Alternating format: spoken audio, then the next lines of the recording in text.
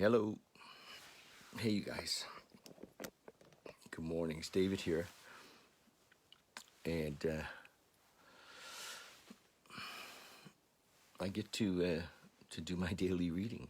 And I slept in a little bit this morning. I did. And, I'm working...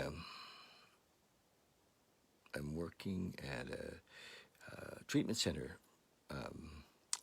Friday, Saturday, and Sunday evening till midnight, and sometimes it just really takes it out of me, and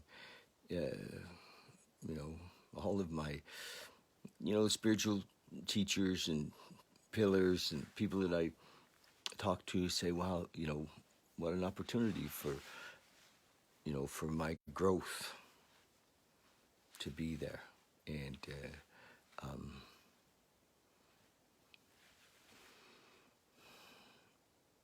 yeah, I'm sure it is.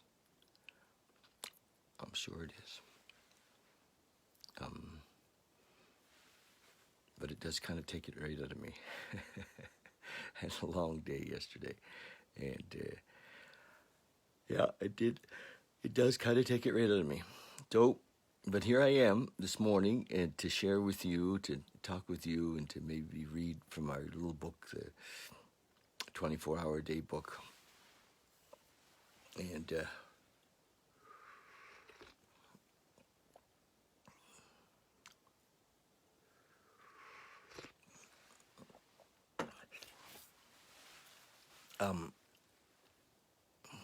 I was just downstairs making coffee, and I was talking with one of my roommates who, hi Lisa, I was talking to one of my roommates who's a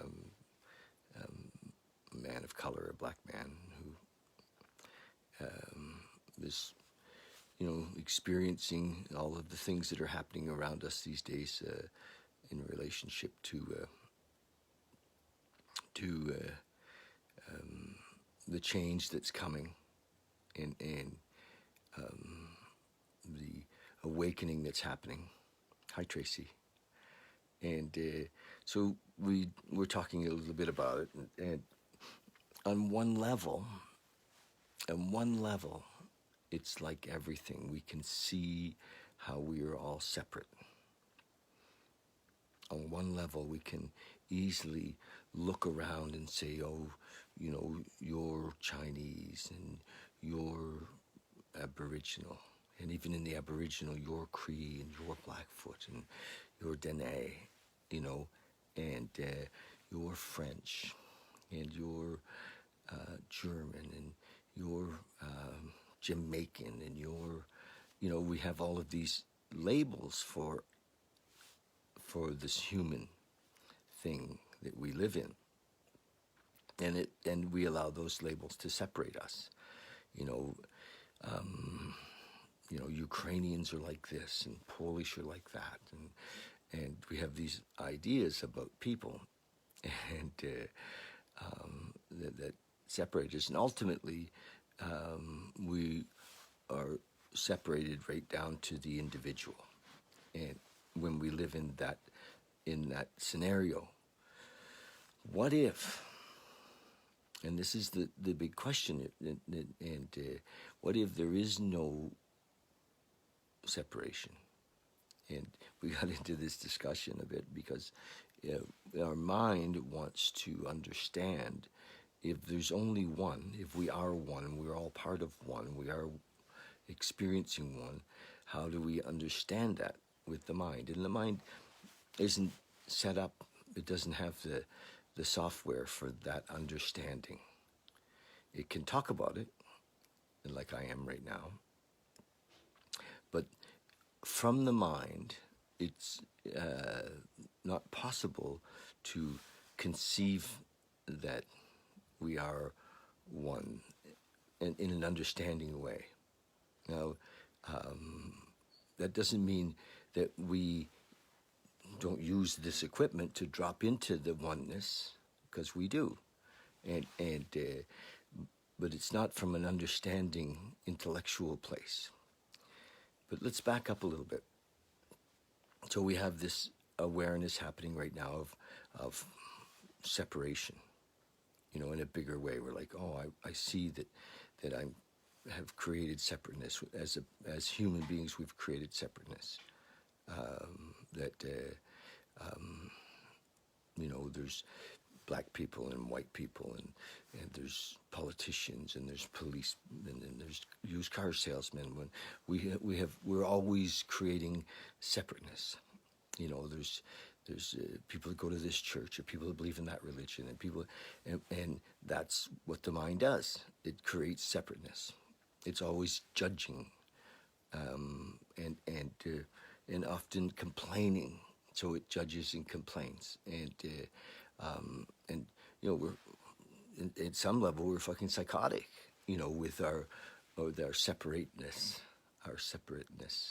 So, but let's imagine that the whole process that we're on, that I'm on, and hopefully we're on together, is to live in oneness, to experience love unconditionally, and to recognize our separateness. And even we're being called right now by the universe to jump in and defend the victimization of a whole group of people, and recognize that that's a trap. It's a trap. I'm not saying it hasn't happened. I'm saying that when we come in with againstness, we create more separateness. If we're against anything. So what are we for? We're for love, right? We're for oneness. We're for compassion,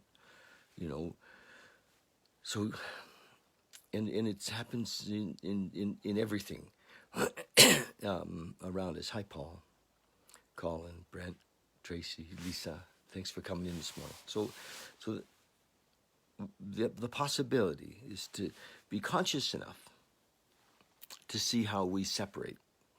Be conscious enough to see how the stories separate, how separateness sells.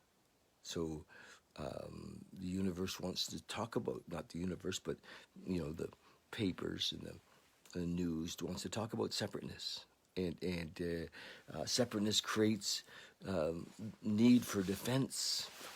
Separateness creates need for big police forces. So just know that when we focus on love, and it's time for all of us to be that love, to share that love, to help others to see that love. Not to stand back and watch, not to be against anything, but to be for oneness, be for this moment, be for love. And healing happens then. Againstness does not bring healing. Hate does not bring healing. I think Martin Luther King said that. I'm pretty sure he said that. And that the only solution was love. And so I think that's what's coming. I think that's, we had to go through some of this violence, and there's a lot of fear that, needs to be kind of brought out and recognized that only love can heal the fear. But we need to see it, and we see it in the looting, and we see it in all that. That's fear, and then love melts that, and I think that a lot of what's happening right now is the love protests are not against; they're more for love, and let's be that. Let's be that force for love in each moment. Yeah, that's my talk. And, right down to the addiction level where I work at this treatment center, I mean, it's all about separateness. We've become so separate that the only thing that, kind of, when we use drugs, we feel whole. Even if it's for a short time, we get out of the separateness, out of the fear. So only this relationship with God, and which I call love, And there. It's interesting that we've even created separateness in that, with different religions and different belief systems, and we've defended them. We're against other religions, and we're, that separateness has kept us from being one, being whole, being in this unconditional love. So always separateness keeps us separate from God as well. Although ego tells us, "Are you kidding? I know about my God." And knowing about being a student of theology doesn't give us the connection, the oneness, the awareness, the consciousness. We just become a student of theology. So although some education, William James said that we can have a spiritual experience of the educational variety. Some education is important, and that's why I read this in the morning. To me and to you, is to help bring this forward each day. So June the 7th, thought for the day from this little book, the 24-hour day book. Oh, it says, June the 7th, it talks about alcoholism. Alcoholism is a progressive illness. So what happens with separation, what happens with fear, is that we go further down. We don't go up. The arrows always point down. The progressiveness of the illness is, the illness is centered in the mind. And somehow, often in our childhood, we got disconnected. We felt disconnected. And we felt the world was not a safe place. And, and we began to separate. And and as the more separate we are, the more not well we are, the more restless, irritable, and discontent we are. It says we go through 3 stages of social drinking, troubled drinking, and merry-go-round drinking. We land in hospitals and jails. We eventually lose our homes, our families, and our self-respect. Yes, alcoholism is a progressive illness. There are only 3 ends to it: the insane asylum, the morgue, or total abstinence. Jails, institutions, or death. I know that's a tough one, isn't it? But, that's what we see. I mean, I'm working in an institution, and that they might have called it an insane asylum several years ago. We call it a recovery center, because love has come into the work of working with this separateness that we call alcoholism and addiction, and so we've changed the model, and we call it a recovery center or a treatment center, and which is beautiful. So yes, alcoholism is a progressive illness. There are only 3 ends to it: the insane asylum, the morgue, or total abstinence. Will I choose not to take the first drink? So that's the deal. We in recovery, we've discovered that we have lost the choice, and when I came into the 12 steps, I realized that I've been giving the choice back, and I've been given the choice back by my relationship with a higher power. My relationship with God has given me the choice of whether I drink or not. And to talk to the active alcoholic and say, are you, I talked to a guy the other day, and I asked him the question, do you want to quit drinking? And he said, I don't know that I can. It was an honest moment. He got it. It was an honest moment. I don't know that I can. And that's a beautiful place to be for a man coming to the 12 steps. I don't know that I can. He knows that he's screwed, that he's lost the choice on whether he quits or not. Drinking and using has been his go-to pacifier, his go-to comforter, and in a world of separation. So what happens in the 12 steps is we begin to live in a world of love. A world of love, unconditional love. Wow. So, June the 7th, meditation for the day. You can not only live a new life, but you can grow in grace and power and beauty. Beautiful. Reach ever forward and upward after the things of the Spirit. In the animal world, the very form of an animal changes to enable it to reach that upon which it delights to feed. In the animal world, the very form of an animal changes to enable it to reach that upon which it delights to feed. Your whole character changes as you reach upward to the things of the Spirit, for beauty, for love, for honesty, for purity, and for unselfishness. Reaching after these things of the Spirit, your whole nature becomes changed so that you can best receive and delight in the wonders of the abundant life. Beautiful. So it's just really saying what I've just been saying. You know, if we're reaching for love, everything changes. All around us, we're surrounded by love. Yes. And stick with it, you know, because the old way will try to hang on. You know, ego will say, well, no, you can't live in love. Because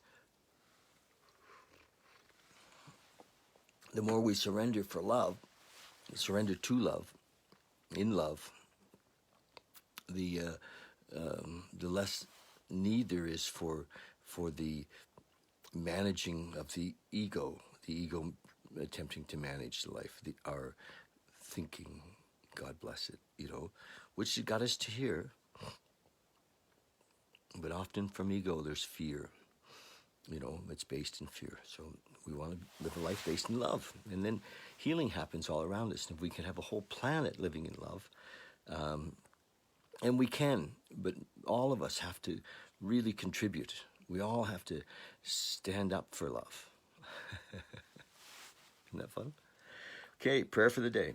I pray that I may reach forward and upward. I pray that my character may be changed by this reaching upward for the things of the Spirit, for the things of love. God is love. And I think that that's a common belief in all faiths. I don't think that a spiritual teacher in any faith, if you ask, is God love? He'll say, of course. And so then there's no separateness there. We all agree on that one thing. God is love. Love is all powerful. Love heals. Love unites. Love understands. Love has compassion. So here we go. Ambassadors of love. Be the ambassadors of love. We are the ambassadors of love. Shining brightly. Happy, joyous, and free. Okay, you guys. Love you, love you, love you. Thank you. This helps me. You know, I got a little... sometimes when I work at that treatment center and I come home, I'm like, oh my gosh, you know, I can lose it. I can lose it. I can get caught up in what's not happening instead of what is.